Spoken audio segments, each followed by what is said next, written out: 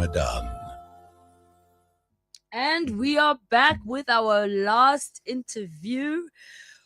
I don't know if some of you noticed that this week the Department of Statistics Stats SA issued it's what they call the quarterly labor force report.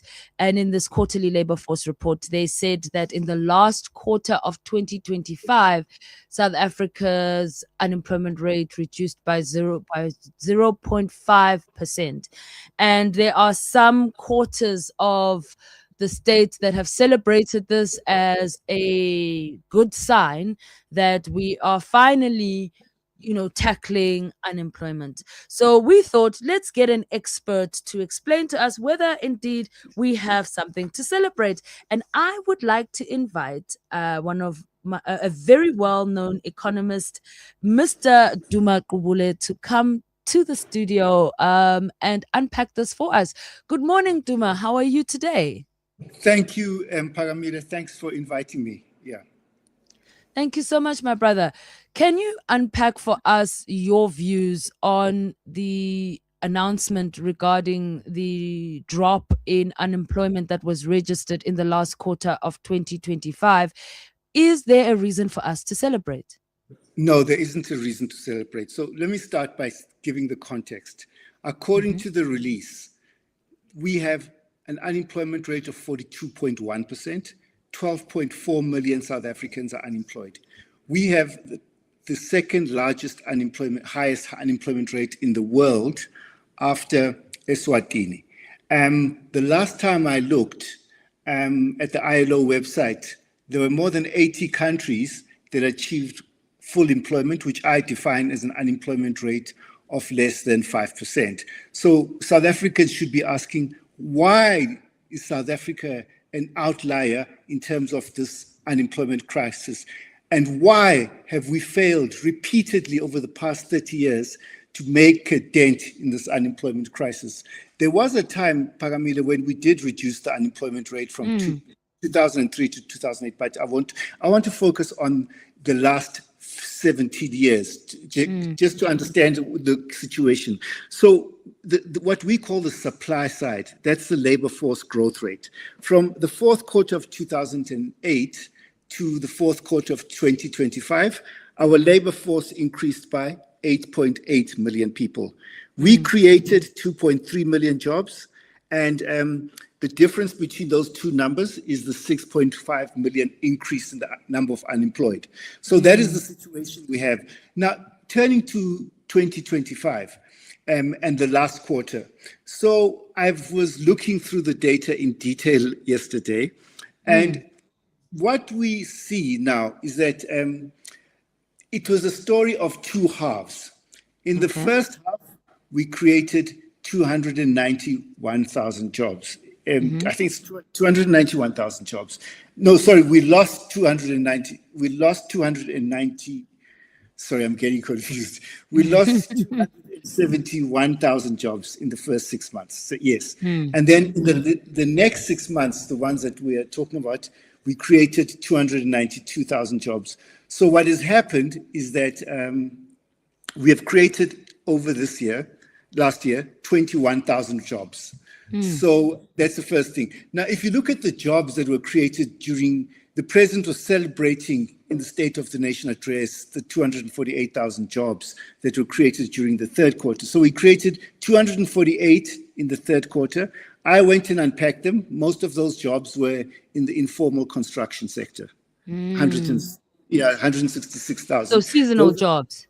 Yeah, for whatever reason. Yeah, so it was almost like a once-off. And then if you look at the last 6 months of most of these jobs that we've created, they're also in the community sector, which is mostly government. So I will engage that SA and find out where we created these jobs. But these are not, there's nothing to celebrate. And then the second thing I want to say, Paramila, is that there's something very odd that's happening with the statistics.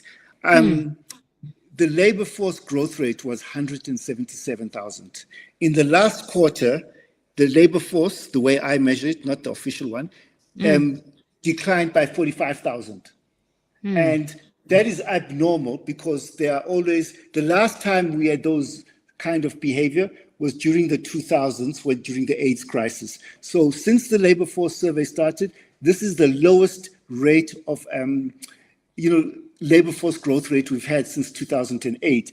Just for comparison, the labor force grew by 0.6% last year. Over the previous 4 years, it grew by 3%. And before COVID, the 6 years before COVID, it grew by 2.6%. So this is an anomaly, and I need to find out from Stats SA, and to their credit, they always respond to all the things that I discuss. The questions I have. So this is not anything to celebrate. It is largely because the labor force declined. Yeah. Because if the labor force had increased like normal, we'd have had a normal increase in unemployment. Yeah. So, and then the next thing I want to say is that the jobs we created last year, it's about 21,000 jobs. It's less jobs that you would create based on my modeling of jobs to GDP growth. We had a GDP growth about 1.3%, according to most estimates. So we should create just over 100,000 jobs. And in the previous year, we created 355,000 jobs. Yeah. All right. So from 355 to 21,000, that is a sharp drop in job creation. Yeah. Now, I'm totally hearing you on the fact that we clearly have a crisis, okay? Because we've got an extremely high number of employable people who are not employed, and we're not creating enough jobs. And I want to go back to something, and this is just as we wrap up, as a final point. You made the point in your intro, in your input earlier, that there are other countries that are doing better than us. And I want to ask you, why are these countries doing better than us? What are the strategies that they have adopted that South Africa is not adopting, which keeps the unemployment rate so unacceptably high? Well, as I say, there's a relationship between GDP growth and jobs. So over the past 16 years, until 2024, we grew by 1.1% a year. The average for 155 emerging and developing countries, they grew by 4.4% a year.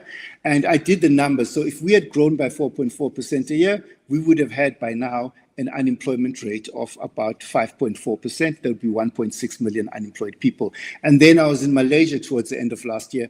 I looked at, they've got 2.6, they grew at 4.4%, the average of emerging and developing countries, and they have an unemployment rate of 2.6. So the most important thing, there are many things that we must do, but the most important thing, we've got to stop. South Africans must ask, why have we got this chronically low GDP growth for so long? GDP per person is lower than it was in 2007. We're heading for 2 decades of declining average living standards. Let us stop making excuses for the incompetence of this government. Some people say it's deliberate. I don't care. Is it deliberate or it's incompetence? It's the same thing. We've got, and we saw yesterday the president, he's basically admitting defeat. He says it will take a very long time before we have the growth rate to create jobs for people. This is after 17 years of failed economic policy. And he's saying that we must wait again. It is unacceptable. No, the youth cannot wait, unfortunately. And the more this situation grows, the more we create conditions for unrest and destabilization. My brother, thank you so much for your time. I'm so sorry we couldn't spend more time because you really are an expert on the numbers. But I think we need to have another conversation on jobs and unemployment. And in particular, we need to start talking about how do we fix this problem? Because as a country, we cannot continue like this. So I want to thank you so much for your time, Duma. Thank you so much for your input in explaining to us and unpacking for us what the statistics that were released means. All right. And on that note, we're just going to have a quick break before we end off with our very, very last segment. So thank you so much for staying with News and Views with Phakamile Majola on Salam Media.